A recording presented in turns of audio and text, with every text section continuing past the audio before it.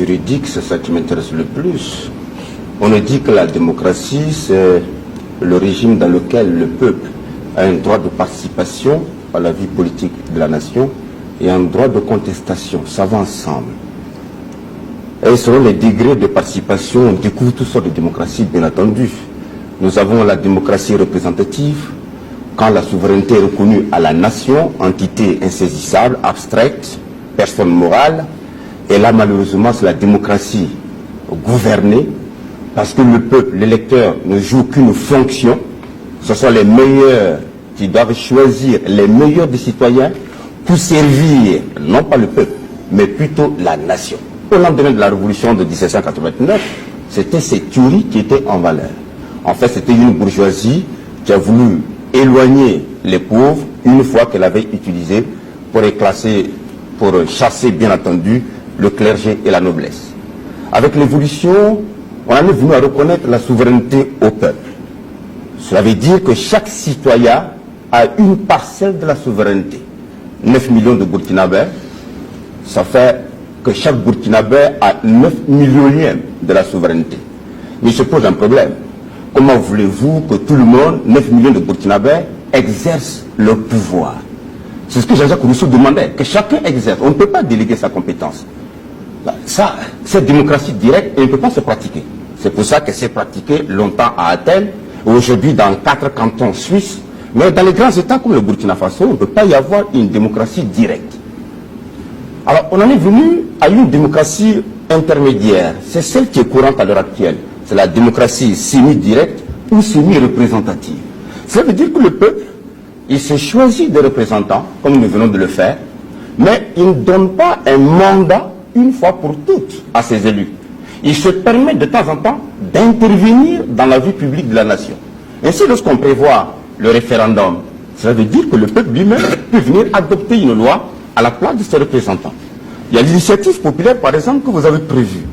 15 000 Burkinabés, si je ne m'abuse pas, peuvent faire une pétition, et dès qu'il fait une initiative, si le test est tout rédigé, c'est ce que nous appelons l'initiative formulée, le Parlement doit examiner et voter le test, ou tout simplement demander au Parlement de prendre un test dans tel domaine. C'est l'initiative non formulée. Voilà la démocratie à l'heure actuelle. C'est-à-dire, au point de départ, le gouvernement, c'est le gouvernement du peuple. Par fiction juridique, on identifie les gouvernants aux gouvernés. Et ça là, vous voyez tout le problème qui va venir. C'est bien d'identifier les gouvernants aux gouvernés. Mais sur le problème concret, comment arriver justement à renforcer cette identification entre les gouvernants et les gouvernés? Et c'est là le dérapage qu'on connaît un peu partout. Parce qu'en réalité, pour qu'il y ait démocratie, je ne vais pas d'ailleurs entrer dans un point qui va nous intéresser bientôt. C'est parce que cette démocratie demande au moins 4 à 5 conditions de mise en œuvre. Notamment les libertés, le pluralisme, la société civile, le suffrage universel.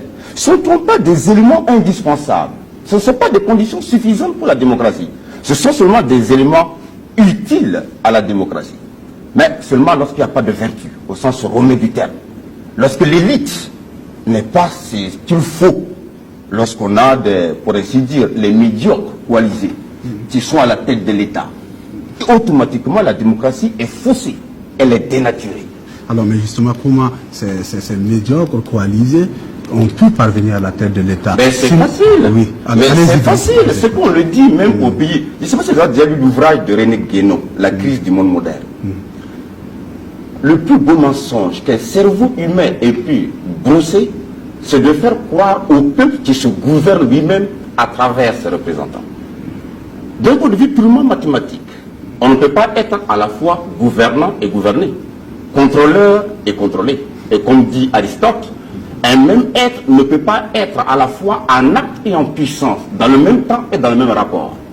On a donc inventé le suffrage universel pour les imbéciles, au sens latin du terme. C'est pour mentir au peuple. C'est l'opinion de la majorité qui fait la loi. Mais on a oublié une chose, l'opinion se fabrique. Et vous êtes journaliste, vous savez comment on peut manipuler l'opinion. Donc le peuple est content, il est heureux. Oui. Mais justement, vous dites qu'une des bases pour la démocratie, c'est aussi le suffrage universel. Ah oui. Et on a inventé le suffrage universel pour les imbéciles. Oui. Il y a là un paradoxe au moins apparent. Alors justement, je souhaiterais, professeur Barreau, que vous éclairiez ce paradoxe-là.